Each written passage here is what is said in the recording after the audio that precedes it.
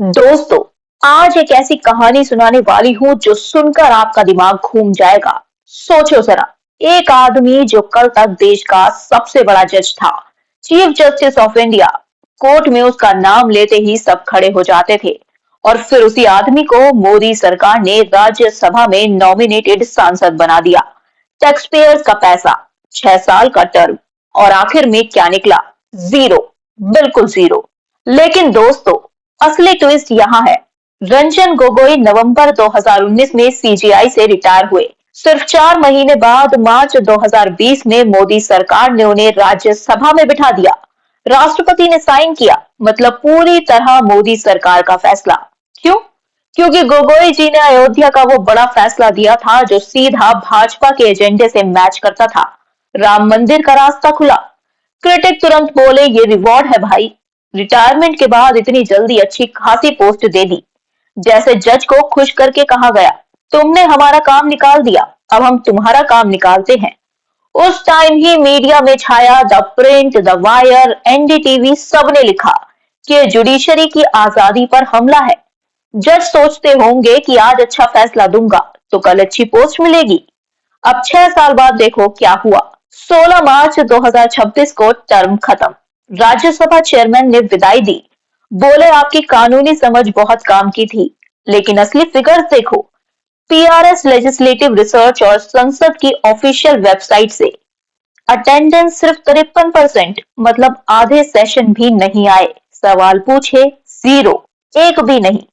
Private bill लाए, zero. Debate में बोले सिर्फ एक बार, अगस्त 2023 में, दिल्ली सरकार वाले बिल पर। बस एक छोटी स्पीच, उसके बाद 6 साल चुप्पी। और ये सब करते हुए फुल सैलरी ली, 5 लाख रुपए महीना, प्लस भत्ते, प्लस गाड़ी, प्लस सब।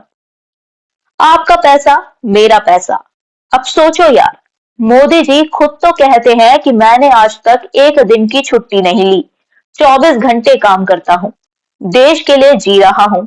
लेकिन फिर वही सरकार ऐसे एमपी चुनती है जो एक सवाल तक नहीं पूछ सकते, जो पब्लिक इंटरेस्ट में बिल्कुल इंटरेस्ट नहीं लेते।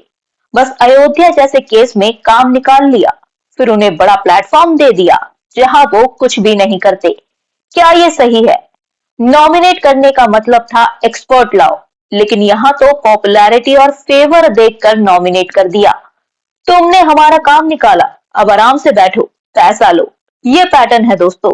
भाजपा कहती है मिनिमम गवर्नमेंट मैक्सिमम गवर्नेंस, लेकिन यहाँ मैक्सिमम पेमेंट और मिनिमम वर्क चल रहा है।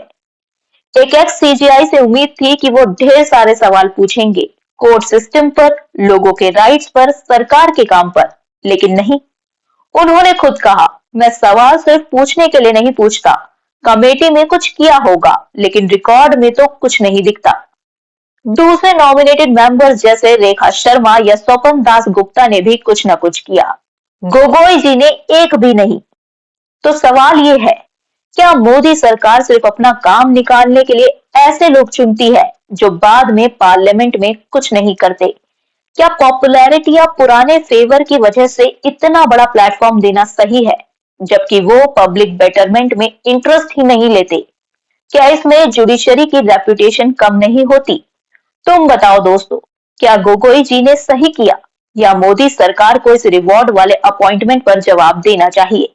क्या ये क्रॉनिज्म है या सच में एक्सपर्टीज? कमेंट में अपनी राय जरूर लिखो। अगर ये खबर सुनकर आपको भी गुस्सा आया तो पॉडकास्ट को लाइक कर दो, दोस्तों और परिवार के ग्रुप में शेयर कर दो ताकि और लोग भी जाने। चैनल सब्सक्राइब कर लो, बेल आइकन दबा दो।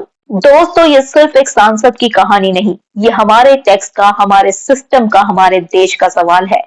सोचो, चर्चा करो, अपना ख्याल रखना। मिलते हैं अगले पॉडकास्ट में। जय हिंद।